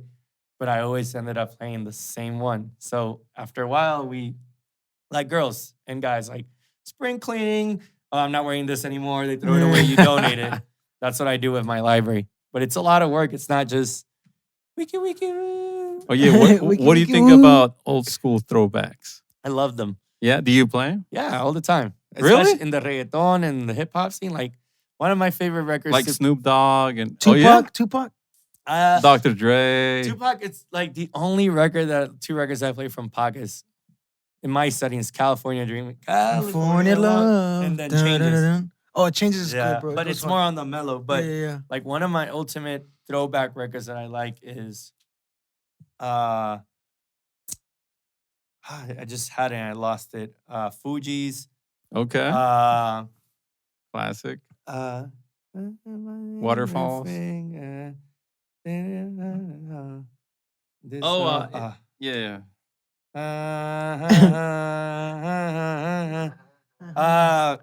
I just had a blank on the name of the song. El Mezcal, güey. El Mezcal. Any Biggie Smalls? No, I'm good. So that's like one of my ultimate because man, like you just drop that and people just go crazy. But then for the longest at Ton and Groove, my last song was King Without a Crown by Maris Yahoo, live as Stubbs. Like it was just like certain songs put you in the right feeling and the right mood. And there's classics, there's new songs. One of my favorite reggaeton songs could be Soy una gálgola by Randy. And that came out in like old school Tego and too? Tego pa que te rezoce. People go crazy with it, no matter what. Yeah. So you have to. Because imagine playing like all the new shit for like 3 hours. So it's like, it's boring. Like that's what we're supposed to take you on a journey. We're supposed to take you on a flight. I like that. Oye, una pregunta. Nowadays, this is more a reggaeton question. Nowadays, there's a lot of pop reggaeton, para mi punto de vista. But back in the day, or at least like Puerto Rican reggaeton, it's more like de la mata. Yeah. So it's what we were talking. It's like back in the day, it was like rap, underground, perreo, like real reggaeton. But now, obviously, reggaeton has become the pop. But there are records that you don't hear in the club that these artists are getting millions of streams still because they're like, the words are like still like heavy. But right now, reggaeton at the moment, it is on a pop. Like reggaeton is the pop music of the Latin industry right now. And like anything, it changes. Like at one point, it was Belanova. ¿Te gusta the old school? Belanova was, I love everything. So, but I'm appreciative because it brings the talents like. True. So like I categorize my reggaeton like tropipop, which is like Latin pop, like poppy girly-ish or like happy. And those are like your Manuel Turizo, Sebastián Yatra.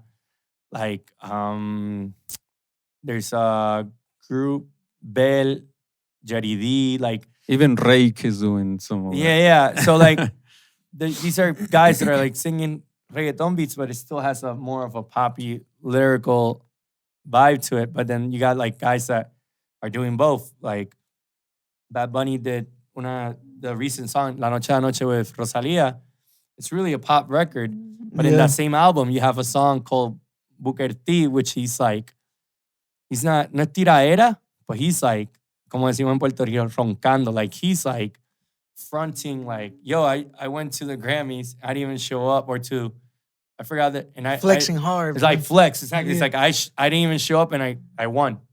Like there's still that essence, but these are guys that grew up with the culture and listen, and the old school guys were what inspired them. Yeah. But I love how the genre is. I love what they're doing, man. Like you have a reggaeton artist that was in the WWE. Yeah.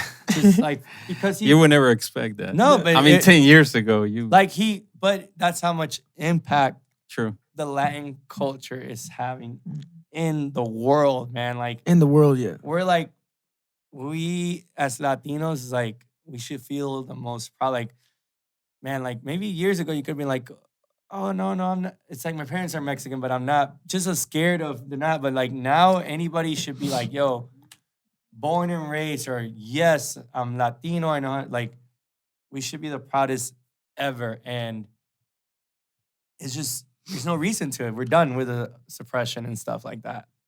Hey man, so one of our parts here in the podcast is reading what people want to ask you. Oh, you guys our have followers, questions? and Yeah. there are. Yeah. Oh shit! I didn't know I had fans. So we told the people that you were gonna be here, and Mrs. Panda, which she always writes us for some reason. Miss Panda is always on top of shit. Miss Panda. Saludos. Miss Panda is the number one fan of the podcast. Shout out to you. And she Comer asked, panda. have you played in kids' parties, and what music did you play? I did my niece's birthday once, and it was the most. You play like kids pop or something? Yeah, I downloaded a bunch of kids' songs. It's horrible. But I did a good share of proms, and it's really hard because the kids. Oh we yeah. could consider them kids, right? They want what's trending, the upbeat, the new grungy K-pop. stuff. No, not even that. Like they want like the real rap stuff. Trap. Like the real trap stuff. And Kids? How? I'm talking prom, like, like high school Oh, kids. okay. Yeah. That's like, you could say the smallest age group besides my Like what niece. type of, like Migos? Or? Like there's records that it was like the only way you could find it was on YouTube, and you had to rip it from YouTube because it was like mixtape cuts. Oh, damn. So there's no clean Those are version. real gangster. So like you clean it, right? But they're so They hyped bootleg. that they're like yelling the bad words, and you have like whoever's in charge. Did of you have the prom mom principal, looking the at you? principal. The principal. No, it's like yeah. Or whoever the teacher is, they're Mr. looking at DJ you. here. They're looking at you. It's like, yo, this in the list that you guys sent me, so it covers you a little bit. But I've done a quinceañera here and there, but quinceañeras, they book me because the kids want it. But we all know that quinceañeras they're not for the kids, they're for the parents. Like it's just the parents To throw a get party. to yeah, get like, drunk, bro. Yeah, once the mariachi bands, the DJ ain't coming Yeah. back on, bro. DJ ain't coming. The mariachi starts getting paid overtime on hours. Yeah. All right, we have another one. Elver. I'm not going to read the last name because, no mejor no leo. Just Elver. Elver, ¿qué, güey? He also writes a lot for some reason. You need to use an Elver. No. Well, something like that. Nos pregunta, do you use a mic a lot? And what do you usually say? So I use the mic in certain parties. There's parties that I don't. Candela, obviously, because of the high energy. I use it. It's just usually like, yo, can I curse? I've been cursing a little bit, but Nah, man. it's usually like, you're having a fucking good time. Like, it's almost like I'm yelling at you to get as hype as I am. But there was like the last Candela that I did, we were producing a concert, and I had literally in 3 days, I had slept 6 hours, like 2 hours per day almost. Like I would get home at 5, wake up at 8, and we went to work. So I ended up losing my voice. Didn't get no tea. All I had was tequila, and it would work here and there. So at one point I was like, yo, like, I would love to, let's get a house, but I don't have that much voice. This is going to be gone. So let's just have fun. And people didn't need on the mic. Like, there's different things. Like, March 14th last year was our last Candela before COVID.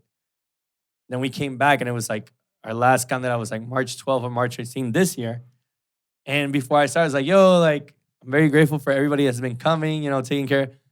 And it's like exactly a year. Like, so it just really depends on the moment and the feeling. And the like, mood, yeah. Yeah, it's like, I don't want you to think that I'm just telling you, it's like, get fucked up, take a shot. I will say that because Do you overdo it sometimes? Or you don't notice? There's like when te digo que hay veces que se me han ido copas, maybe a few times, but not really. For the ladies. No, you have to like. Yeah. And when I say where all my single ladies, it's not for me, it's for the homies. For the Yeah. When right. Luis is at the club, he's like, Todo mucho. That's right, homie. it's like a sensor for the homies. Yeah. But in the birthday shout outs and stuff, the birthday shout outs do get annoying because it's like, you want to get them out and say them, but I don't want to be shouting out for 2 hours, 10 or like 2 hours. Happy birthday to Yeah, exacto. It's Teofimo. yeah. So I do enjoy the mic, and it's a skill that every DJ I think should learn because you don't know what situation it is. You have to. The mic is a powerful tool that can help you. Like an MC. Let's say Moving there's the times crowd. that I've used the mic because my equipment crashes and nobody notices. Oh, shit. Yeah. So you're like, hey, what's going on, I was like, people? you La just have to pinche come up and- conectando la and luz. you're like acá. this, and you're like, and hopefully you have a homie that's another idea that's giving you a hand, but you just give a speech, or you start like, oh, we popping bottles, or like, whose birthday is it tonight? Yeah, and you just like, hopefully your computer will reset in 10, 15 seconds. Wow, bro. That's mi respetos. All right, we have a last question. It's actually Yvonne Castillo. I actually know her. She follows you.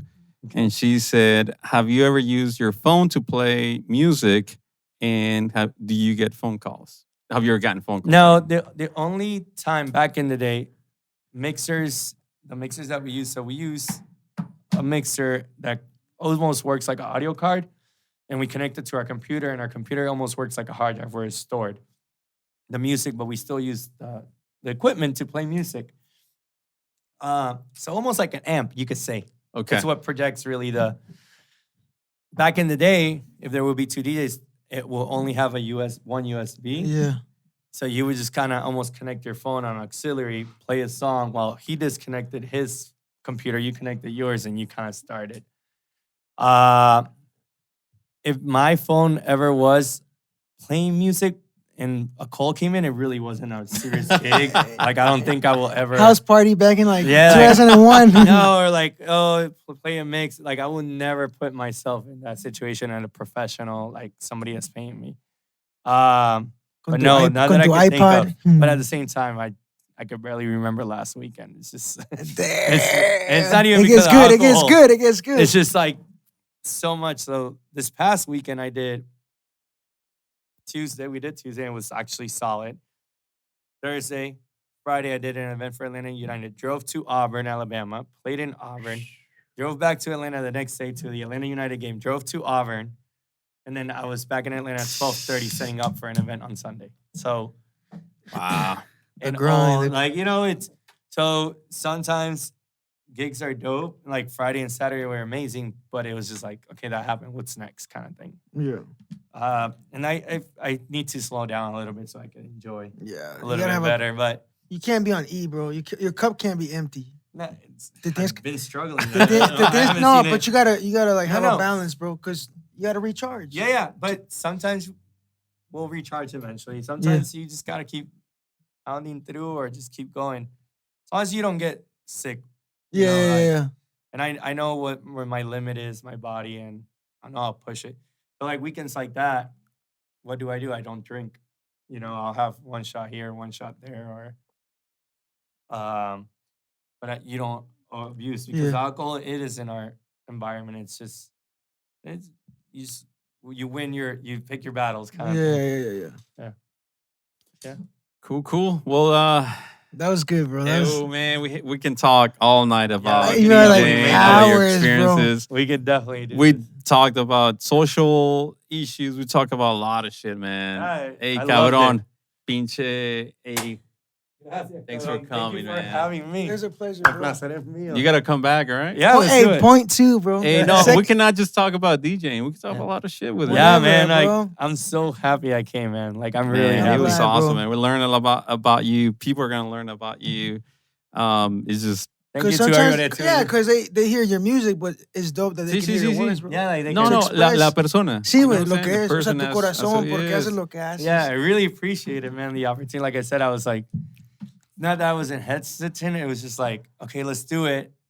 Because if I think about it, I was just like, I won't make time. If I say yes, let's do it, that means I made you a promise and I committed to it, and I got Tu palabra, tu Exacto, palabra. like let's do it. And but thank you for inviting me, and thank you for having me, dude. What's for you in 20? Man, I'm glad we're open. I'm glad everybody's getting vaccinated. Really, one of the biggest projects right now is Una Noche de Rock, and like it's really establishing the Latin scene. I cannot say it. No, you can't. Es que vamos a ir muy pronto, ¿sí o no, Carlino? Hey, Va a ¿puedo encontrar su hacer la rockera. invitación? Sí, dale. Día cero los espero. Ah, Los llevo esperando y ya hora. we also have a special guest, which is a rapper. His name is Mr. Flowers, that also comes in with us. Oh, I Right, can't right. wait. It's a Mexican rapper and tiene su flow. Mr. Flowers has good rep apparently in Yeah. the streets. Pero ¿qué más para este 2021 para DJ EU? No man. tanto los eventos, pero tú, cabrón. I really Como want to persona, produce. yeah. I really want to produce a record this year. There's personal goals, Yeah, that's what matters. I mean, the New- events new- will come. new but house, a ay, Tesla. cabrón. Tesla. Eso Y chingada. una moto No, también. no. Be healthier, I guess. Like be more Oh, conscious. bro, we started about Yeah, boxing. We're about to. My man's about to make me into Tito Trinidad again. Hey, Miguel Cotto. throw it, Ah, yeah. shit. Tito mejor. Yeah. Well, Miguel Cotto. Cotto's good. Yeah. Time out. We cannot compare the Cotto that fought Diferente. Canelo as like. Nah. El Margarito Es se que lo está- he's chingó, going güey. towards his end Did of- you see Yeah. the Margarito Cotto fight? Yeah, Oh. he- Es una No. basura, Margarito, güey. The second one, Cotto went in He there. destroyed the. He was like, "Oh, you want to fight dirty? Let's street fight." And I've never seen an ass whooping in a boxing. That was that bad. was- It was Besides, an yeah. ass whooping. It wasn't like a boxing match. Like Cotto went street fighter. Like like he went Rocky mode. Yeah. Like, Rocky Estaba en five. Caguas, Cotto. Yeah, bro, Yeah, that was good, whooped bro. that ass. I think he almost lost his eye, didn't he? Yeah. It was bad, bro. Oye, ¿has ido a la placita ahí en... Obligado. ¿Sí? All stomping grounds, man. Oh, my God. Un That was one of the best Boca times. Kai. Yeah, man. I used to go to La Placita since I was like 14 because Oh, really? my dad, they owned a refrigeration company and all those businesses around, those were his clients. So it was funny. Now I figured it out. All the Placita clients always landed on a Friday, and they were like the last client at 5 p.m. But it was Oh. because we finished doing the job, and then my dad stayed drinking, having fun. For those who don't know, La Placita is a dopest place in Puerto Rico, in San Juan. In Santurce, yeah, San Juan Santurce. It's like a plaza del mercado where during the day, you go buy fresh veggies, meats, local produce, and then there's a bunch of little bars.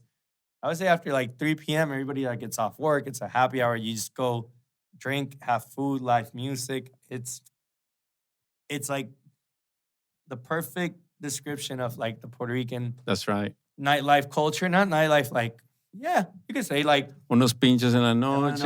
Estás... No, es lo mejor del mundo. How much are tickets for tomorrow?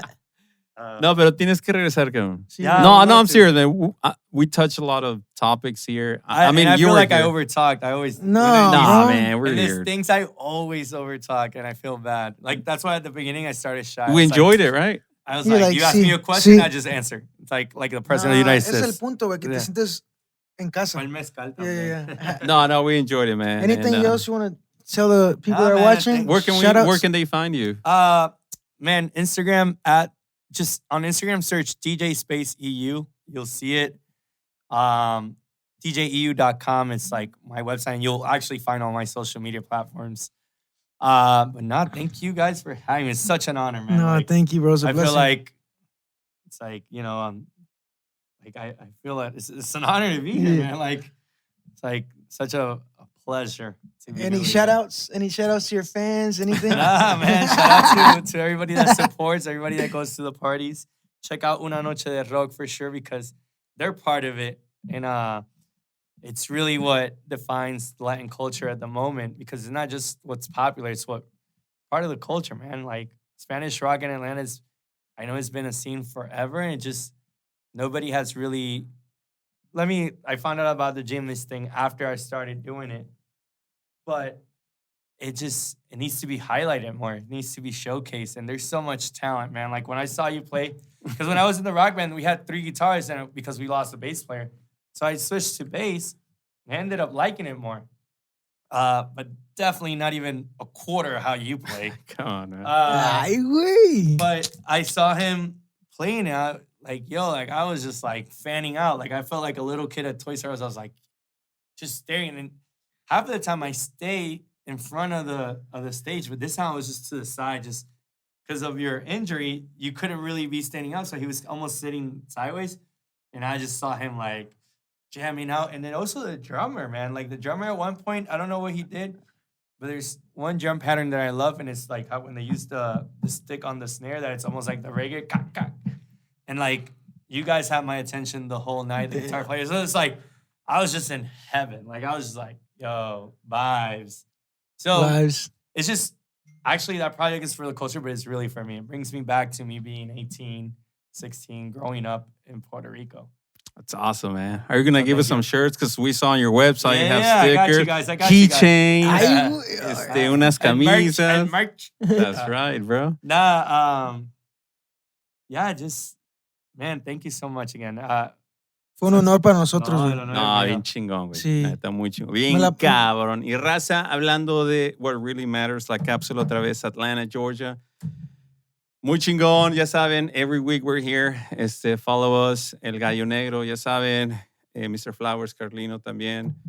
Somos la cápsula, somos de Atlanta, and thank you very much for watching us. Subscribe, Yes. porque hay un chingo de raza que nos ve y no se apuntan, cabrones. Dale Por subscribe favor, on YouTube. prenden la pinche campanita. All right. Yeah. See you guys later. luego. La cápsula, Atlanta, Georgia. A huevo.